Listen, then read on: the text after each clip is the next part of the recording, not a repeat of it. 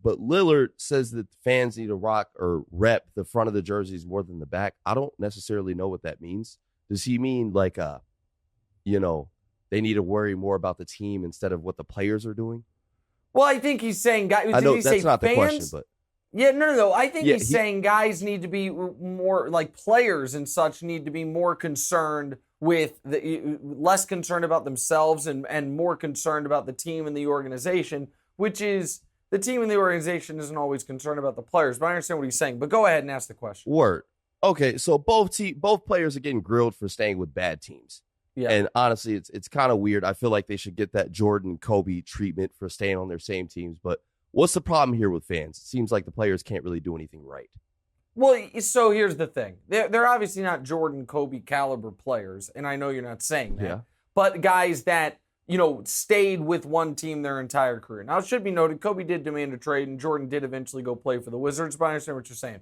The Reggie Miller arc of your team's never quite good enough, but you stay with the Pacers forever. I understand the point that you're making.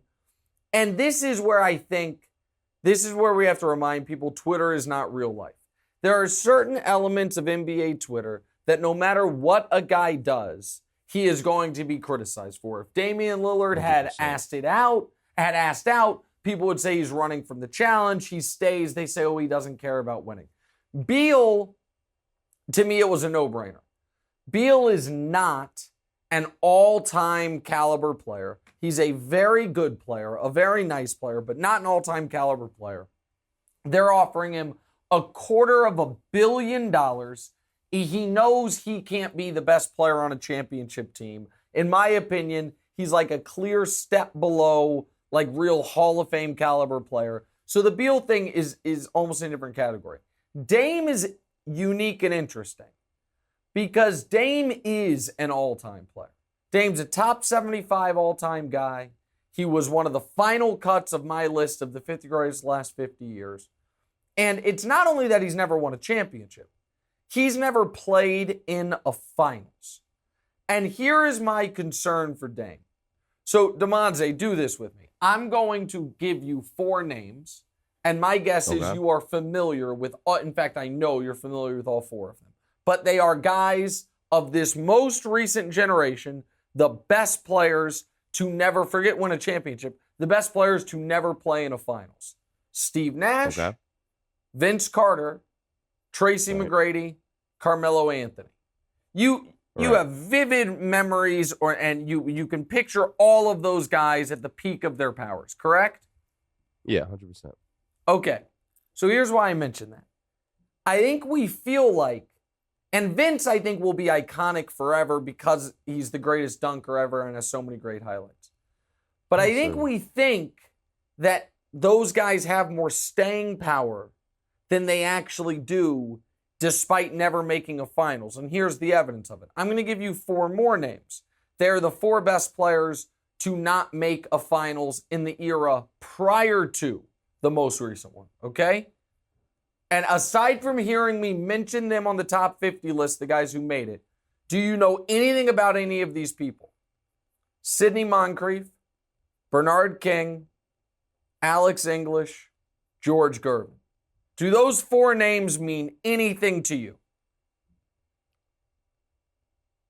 No. Bernard King is probably the only one in there. Bernard, and you don't even really know why it means something. You've just heard it.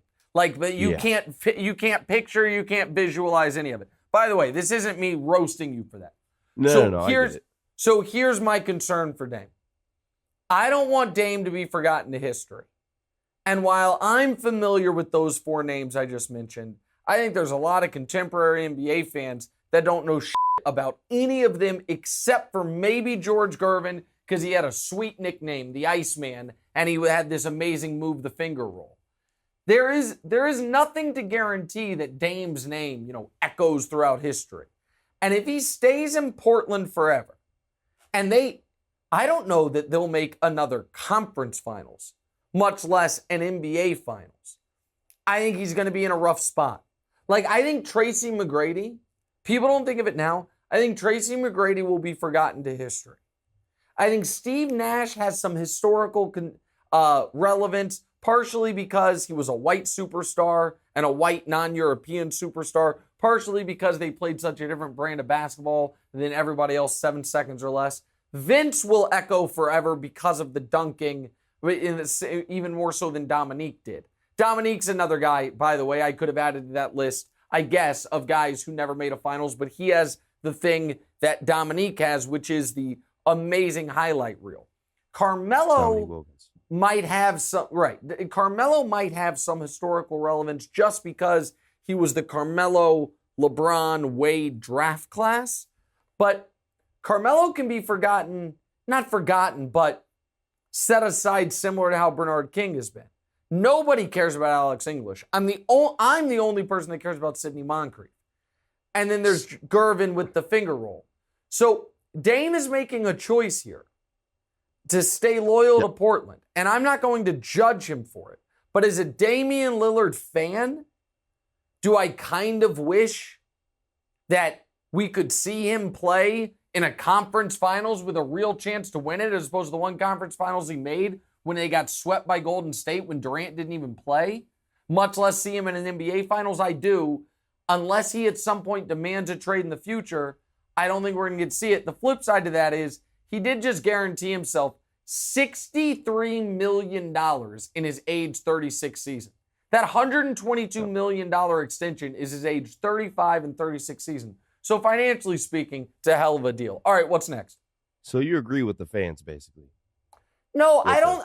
I don't want to. No, I don't agree with anyone criticizing him or attacking him because people would have attacked him or criticized him no matter what. But do I agree that this kind of cements that he's not going to win a championship?